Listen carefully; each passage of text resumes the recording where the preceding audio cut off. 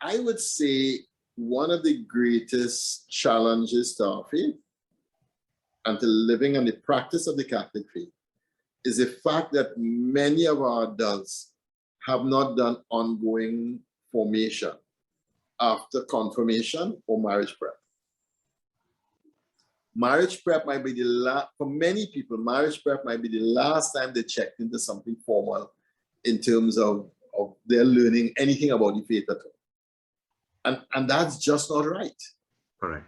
So you are alluding just now to what we call Moore's law. Moore's law is the fact that technology doubles every 2 years. And that means the power of a computer doubles every 2 years. But that means that knowledge is changing every 2 years. The shelf life of knowledge is now considered to be, the half-life of knowledge is now considered to be a 2-year cycle.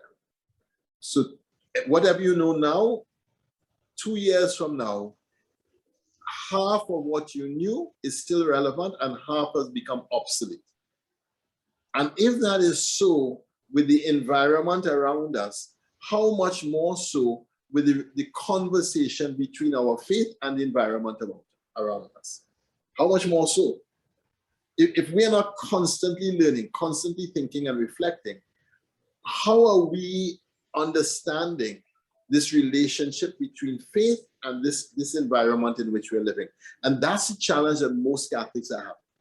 Because the last formal learning was either confirmation or marriage prep, they haven't thought through the changes in the environment in an up-to-date way and kept up with all the things that are important.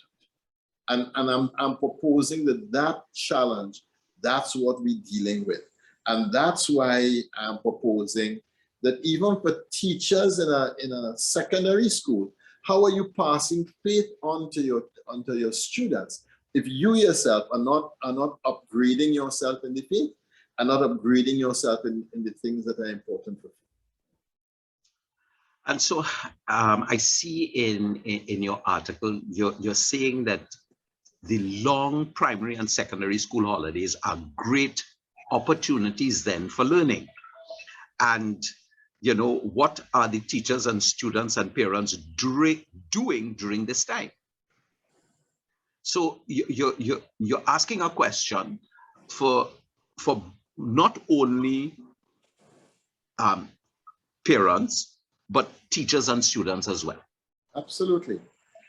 And I'll tell you why, because I absolutely believe both teachers and students need it. Absolutely. But at the same time, we don't need 8 weeks. We could get back 2 weeks to our faith. And we could get back a week or 2 weeks to growing the faith. And I think if we saw it that way, we'll see that there's a great opportunity that we have every year when we have at least 4 schools going on every year that contribute to the overall journey and the overall life of the church here in the Caribbean. Okay. Except I would like parents and teachers and students to really look at a proper balance, because we do have, especially in our culture in Trinidad and Tobago, and I might know, and this may go out to the rest of the Caribbean, this is going out to the rest of the Caribbean, where we have so many of our students and teachers who are preparing for exams, you know, in 2 terms time. And these poor children and teachers are in constant school. So even during this 6 to 8 week vacation, they're also pushing them, you know, by taking math classes, this classes, that classes.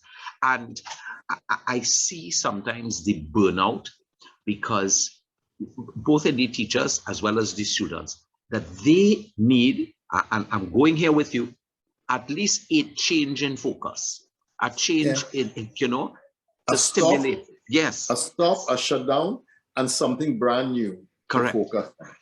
Correct. And then I'm moving forward. Yeah. And then I'm moving forward.